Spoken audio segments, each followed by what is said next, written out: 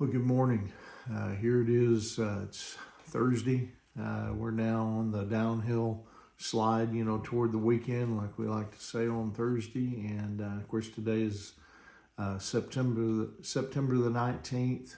I hope that you had a great Wednesday, a great hump day. You were able to get over the hump of this week and to kind of start looking toward the weekend. And anyway, now God has blessed us with the breath to breathe here on this Thursday morning.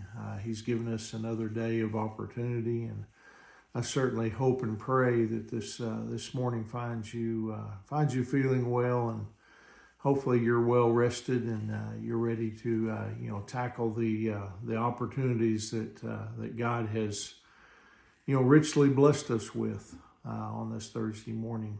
This morning, I want to share a devotional with you entitled "The Church's Primary Calling." During his public ministry, Jesus, he had no problem, reaching society's down and outers. But amazingly, he had an almost impossible time, reaching religious and moral people who were under the delusion, that outward rituals and good living, made them acceptable to God.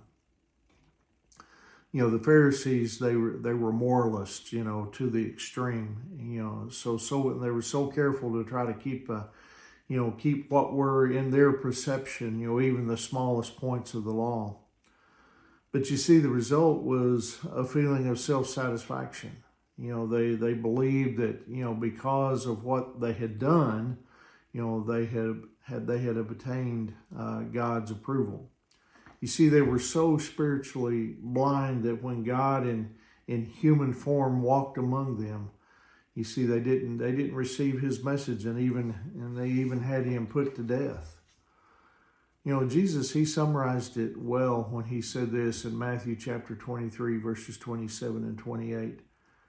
"What sorrow awaits you, teachers of law, religious law, and you Pharisees, hypocrites! For you are like whitewashed tombs, beautiful on the outside, but filled on the inside with dead people's bones and all sorts of impurity. Outwardly, you look like religious people, but inwardly, your hearts are filled with hypocrisy and lawlessness."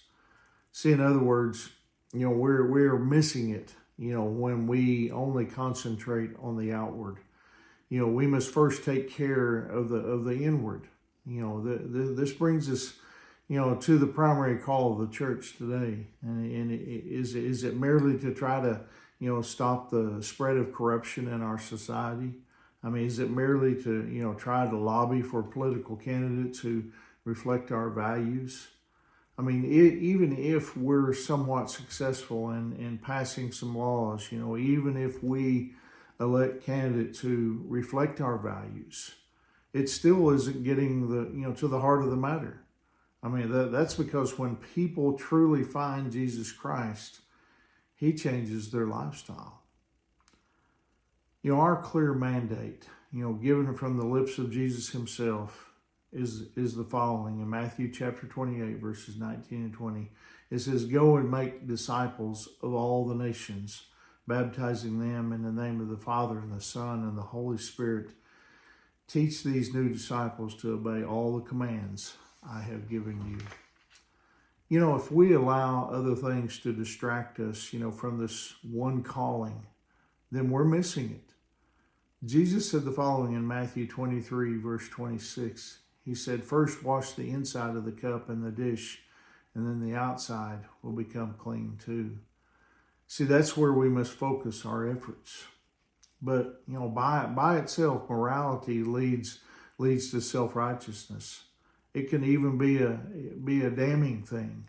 That's because people are better off being immoral and recognizing their need for God than being highly moral and thinking that they have no need, for him.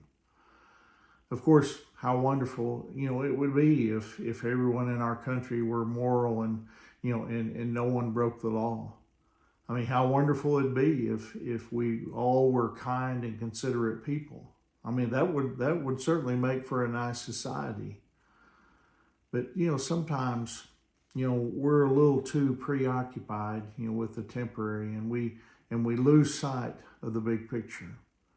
Morality apart from a relationship with Jesus Christ can be dangerous because it can blind us, to the truth. You see, morality won't change our hearts. But if our hearts have been truly changed, then there will be a change in our actions and in our lifestyle.